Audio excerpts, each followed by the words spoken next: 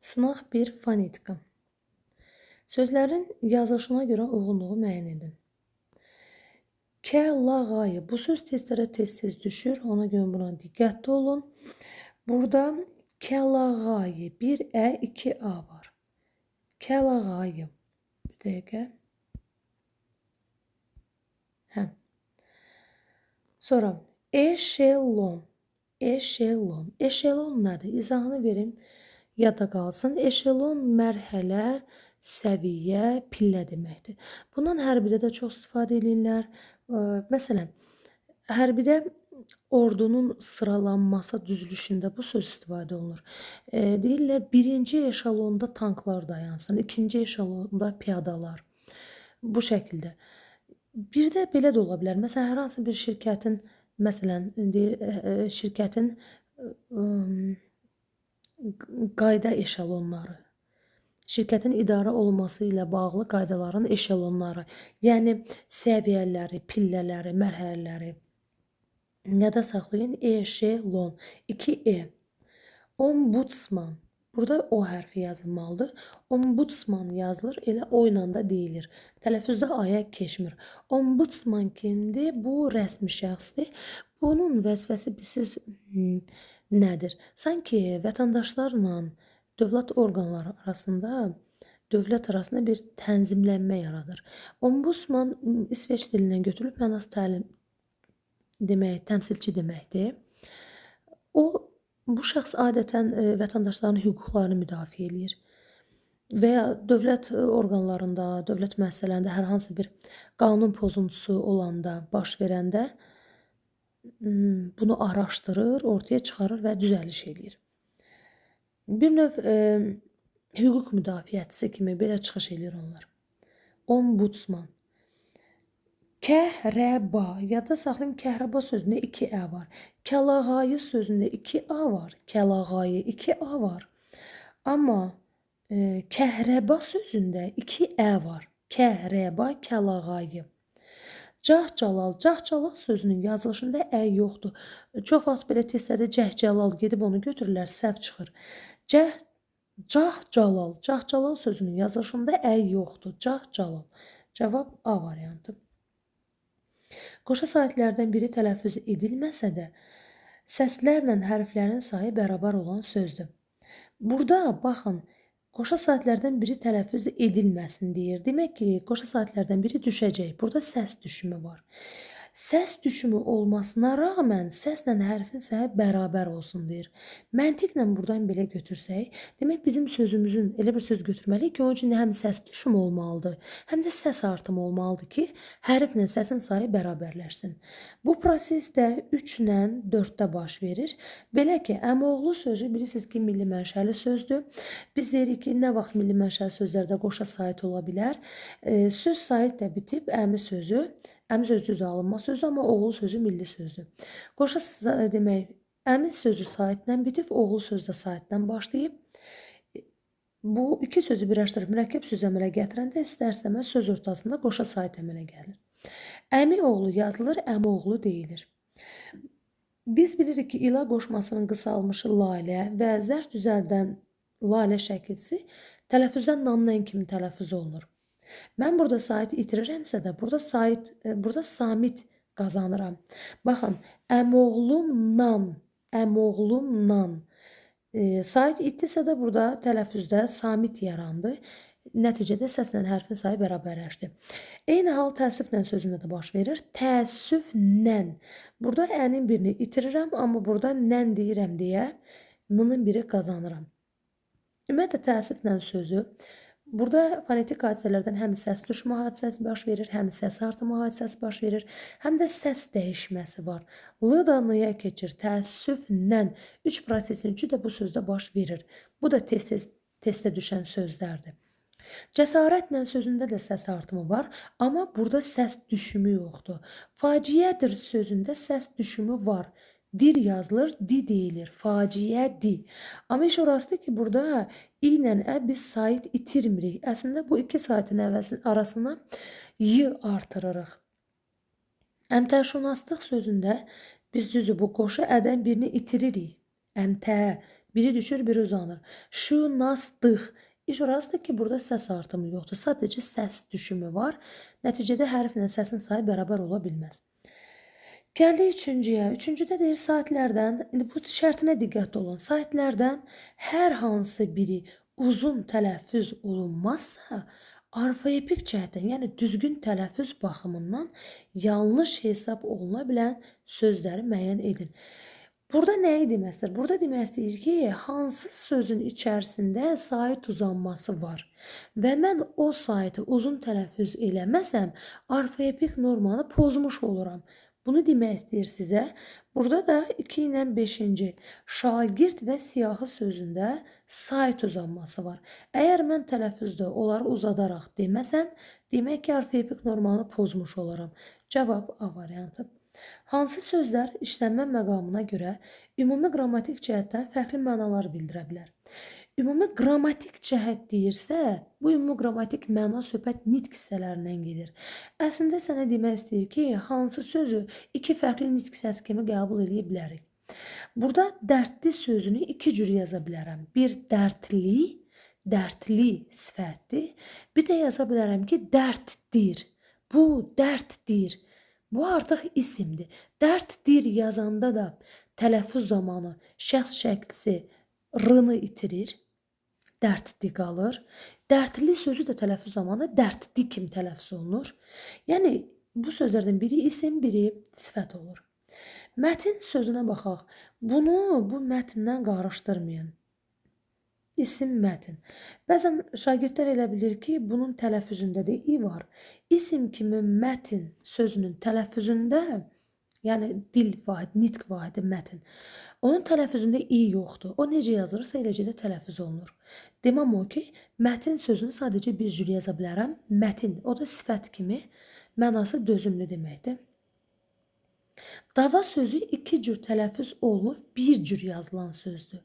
Dava sözünü saiti uzatsam dava, dalaşmaq deməkdir. Uzatmasam dava, dərman deməkdir. Mən burada saiti uzatsam da, uzatmasam da bu sözün bir cür yazılış şəkli var, o da dava. Dava sözü də həm bir cür yazılır, bu bir cür yazıb iki cür tələffüz olunan sözdür. Həm də iki nitq səsinə aid deyil. Dərman kimi də, dalaşmaq kimi də ikisi də isimdir. Sığınacaq sözü iki nitq hissəsinə aiddir. Mən bunu yazıram sığınacaq. Bunu acaq-acaq leksik şəkilçi kimi götürsəm, o olur nitq hissəsi isim. Qrammatik şəkilçi kimi götürsəm, olur gələcək zaman feil. Məsələn, deyirəm ki, o gec-tez mənə sığınacaq. Burada feildir. Bir də var deyirəm, uşaqlar sığınacağa yerləşdirildi. Nəyə? Sığınacağa. Daha doğrusu haraya? Sığınacağa. Sirli sözünə baxaq. Bu sözü mən iki cür yaza bilərəm. Biri sirli, sirli aləm. Deyəndə deyirəm sirri aləm. Biri də var isim kimi deyirəm bu sirri heç kimə demə. Sirri kimi də yaza bilərəm, sirli kimi də. Biri isimdir, biri sifətdir. Buradan 1-i götürürük, buradan 4-ü götürürük, buradan da 5-i. 1, 4, 5 cavab B.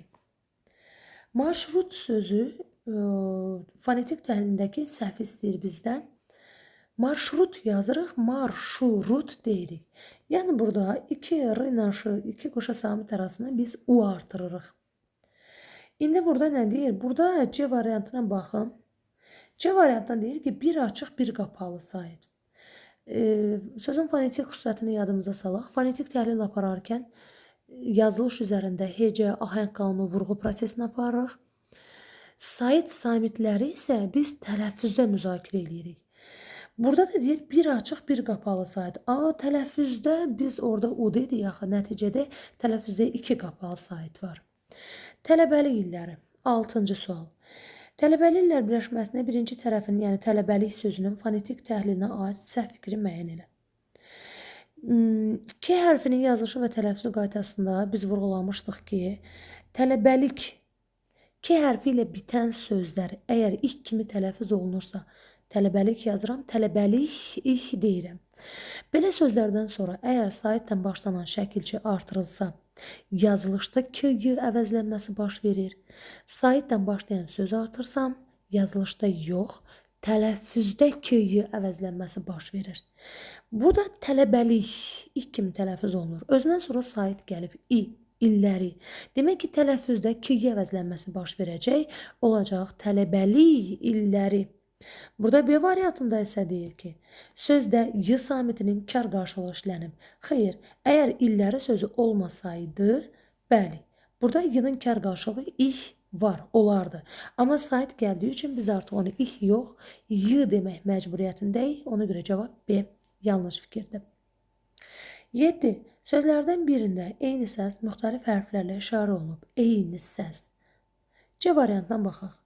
Tüstü yazırıq, tüstü deyirik. Tələffüzdə bu sözün içərisində d var, tüstü.